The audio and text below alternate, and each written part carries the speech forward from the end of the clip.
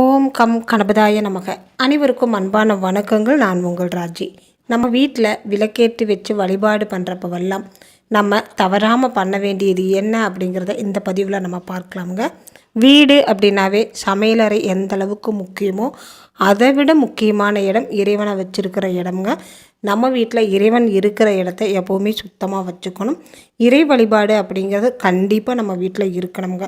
ஒரு நாளைக்கு ஒரு வேளையாவது விளக்கேற்றி வச்சு இறைவனை வழிபாடு பண்ணணுங்க. விளக்கு இல்லாத வீடு இருளடைந்த வீடு அப்படின்னு சொல்லுவாங்க. விளக்கு ஏற்றி வைக்காமல் வழிபாடு பண்ணாமல் இருக்கவே கூடாதுங்க.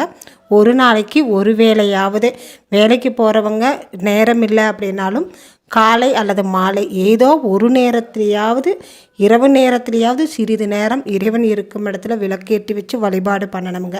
இந்த விளக்கேற்றி வச்சு வழிபாடு பண்ணுறப்ப நம்ம மறந்துடாமல் தவறாமல் இந்த காரியத்தை பண்ணணுங்க. தண்ணீர் எடுத்து வச்சு தான் இறைவனை வழிபாடு பண்ணணும். அந்த இடத்த இறைவனை வச்சுருக்கிற இடத்த சுத்தப்படுத்தி இறைவனுக்கு வைக்க வேண்டிய மலர்களை வச்சுட்டு நம்ம கண்டிப்பாக தண்ணீர் எடுத்து வச்சுட்டு தான் பூஜையை ஆரம்பிக்கணுங்க. விளக்கே ஏற்றி வைக்கணும். விளக்கேற்றி வச்சு வழிபாடு பண்ணுற இடத்துல ஐம்பூதங்களும் இருக்கணுங்க. தண்ணீர் இல்லாமல் விளக்கேற்றி வச்சு வழிபாடு பண்ணுற பூஜை நிறைவு பெறாதுங்க. தண்ணீர் இல்லாத பூஜை நிறைவான பூஜையே அல்ல. தண்ணீர் இல்லாமல் நீங்கள் ஒரு சிலரெல்லாம் பார்த்தீங்கன்னா சும்மா பூவை வச்சு விளக்கேற்றி வச்சு வழிபாடு பண்ணிட்டு வந்துடுவாங்க. அந்த மாதிரி நம்ம பண்ணணும் அப்படின்னா அந்த பூஜை நிறைவு பெறாது. நம்ம வேண்டுதலும் பலிக்காமல் போகுங்க. தண்ணீர் இல்லாமல் நம்ம பூஜை ஆரம்பிக்கவே கூடாது. இந்த தண்ணீரை என்ன பண்ணலாம் அப்படிங்கிறதையும் இந்த பதிவில் பார்க்கலாமுங்க. இந்த தீர்த்தத்தை எப்படி நம்ம தயாரிக்கணும் அப்படிங்கிறதையும் பார்க்கலாம்.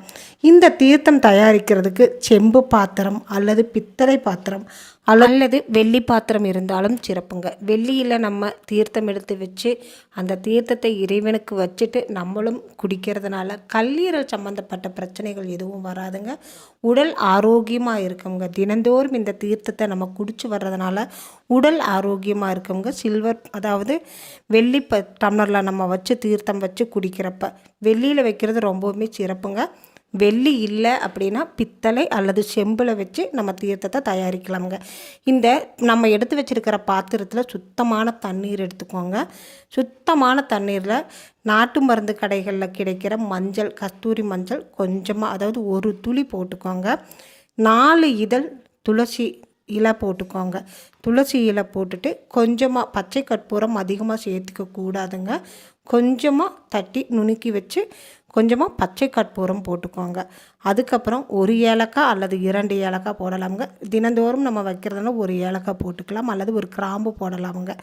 போட்டுட்டு நம்ம அடுத்தது கொஞ்சமாக ஒரு துளி அப்படிங்கிற மாதிரி, ஒரு பிஞ்ச் அப்படின்னு சொல்லுவாங்க, ஒரு துளி ஜவ்வாது கலந்துக்கலாமுங்க. இந்த தீர்த்தத்தில் இந்த பொருட்களை எல்லாம் கலந்து இறைவனிடத்தில் வைக்கிறப்ப அந்த இடமே பார்த்திங்கன்னா தெய்வீக மனம் வீசுங்க.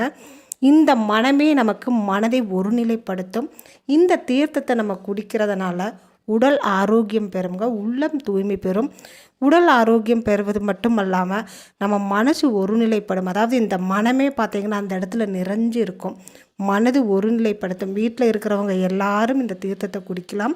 அதாவது பூஜை முடிச்சுட்டு காலையில் வைக்கிறீங்க அப்படின்னா சாயந்தரமாக குடிக்கலாம். இல்லை அப்போவே நம்ம அந்த பூஜையை முடித்த உடனேயே குடிக்கலாம். அல்லது கால்படாத இடத்துல எடுத்து ஊற்றிடலாம். செடிகளுக்கு ஊற்றலாமுங்க. கால்படாத இடங்களில் தான் ஊற்றணும். இந்த மிச்சம் இருந்துச்சுன்னா வீட்டுக்குள்ளே 4 மூலையிலும் தெளித்து விடலாம். நல்ல மனமாக இருக்கும். வீட்டு நிலவாசல் கிட்ட தெளித்து விடலாம். இந்த மாதிரி நீங்கள் தீர்த்தம் வச்சு இறைவனை வழிபாடு பண்ணி பாருங்கள். நல்ல ஒரு ஆனந்தம் உங்களுக்கு கிடைக்கும். மன நிம்மதி கிடைக்கும். உங்கள் வேண்டுதல் பலிக்குங்க.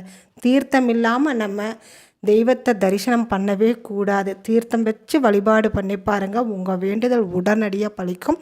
இந்த வீடியோ பிடிச்சிருந்தால் மறக்காமல் ஒரு லைக்கும் கமெண்ட்டும் கொடுங்க. உங்கள் ஃப்ரெண்ட்ஸுக்கு ஷேர் பண்ணி விடுங்க.